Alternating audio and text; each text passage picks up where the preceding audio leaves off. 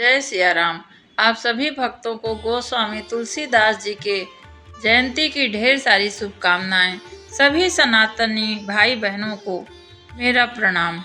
मैं मंजू मिश्रा ध्यान सोच चैनल से आपका स्वागत करती हूँ। आइए आज तुलसीदास जी के जन्म की कथा तथा उनके कुछ अनसुनी बातें आपको बतलाने जा रहे हैं, जो ध्यान पूर्वक सुनिए आप। ऐसा माना जाता है कि वाल्मीकि का जन्म जो है वही तुलसीदास जी का जन्म हुआ है। गोस्वामी तुलसीदास जिन्हें भक्त शिरोमणि कलियुग का वाल्मीकि भी कहा जाता है, हिंदी साहित्य में महान कवि और संत के नाम पर उनका बहुत ऊंचा स्थान है।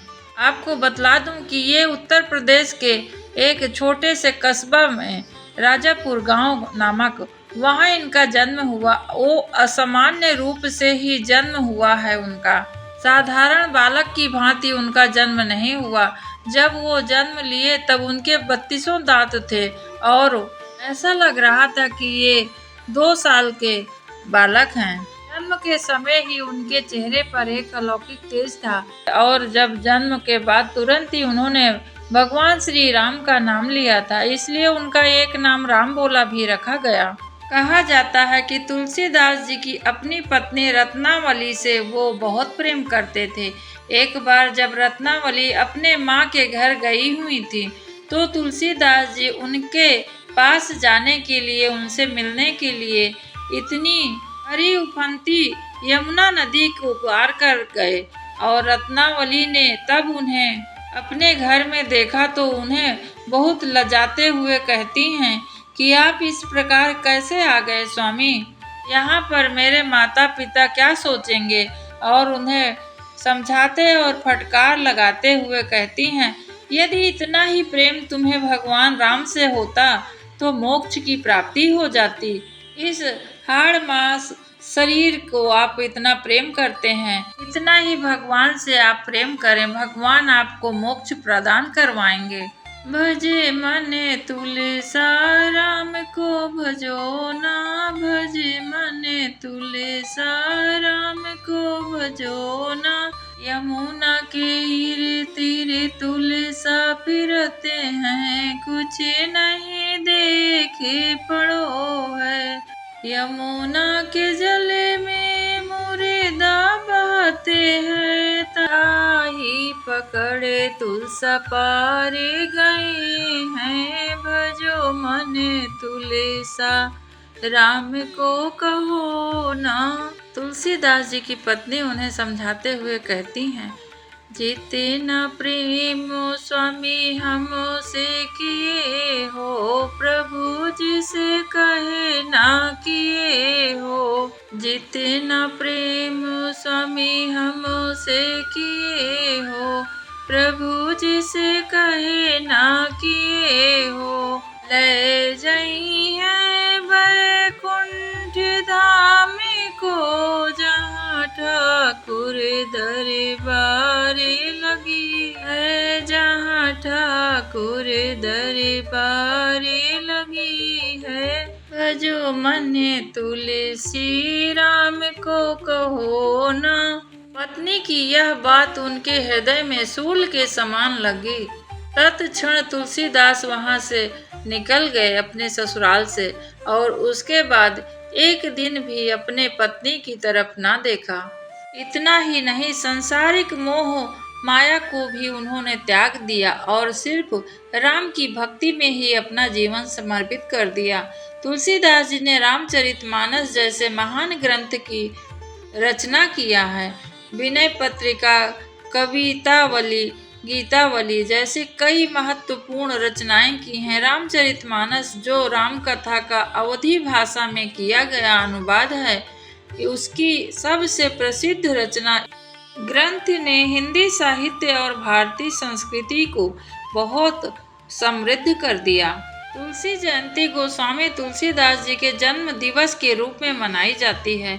यह राम भक्तों के लिए अमृत के समान है। इतने सनातनी मंदिर, राम मंदिर हैं, वहाँ बहुत उल्लास के साथ भजन कीर्तन करते हुए रात्रि बिताते हैं सब भक्त। वाल्मीकि रामायण की जब रचना हुई थी तो भगवान श्री राम जी की जीवन चरित्र के बारे में सब बतलाया गया है, परंतु अधिक लोग रामचरितमानस ही सुनना और कहना पसंद करते हैं, क्योंकि बहुत सीधे सरल भाषा में भगवान जी के बारे में तुलसीदास जी ने वर्णन किया है। हर एक चौपाई भले भी को याद ना हो, परंतु ऐसा कोई सनातनी भाई बहन नहीं है या बच्चा नहीं है कि एक चौपाई ना आती हो उसको। कोई न कोई चौपाई इसमें अवश्य उसे आती है। हनुमान चालीसा भी स्वयं तुलसीदास जी की ही रचना मानी जाती है। एक समय जब बनारस घाट में तुलसीदास जी की चर्चा बहुत हो रही थी कि इन्होंने इतने ग्रंथ लिखे हैं और जो कहते हैं वो सिद्ध हो जाता है। बनारस घाट में एक दिन बैठे हुए तुलसीदास जी और उधर से एक विधवा स्त्री अपने पति को याद करते रोते उधर आ रही थी और तुलसीदास जी को प्रणाम करती है। उस स्त्री को तुलसीदास जी कहते हैं, सदा सौभाग्यवती रहो। तब वह रोते हुए प्रणाम करते हुए तुलसीदास जी को कहती है, यह कैसे संभव है, क्योंकि मेरे पति का तो स्वर्गवास हो गया है।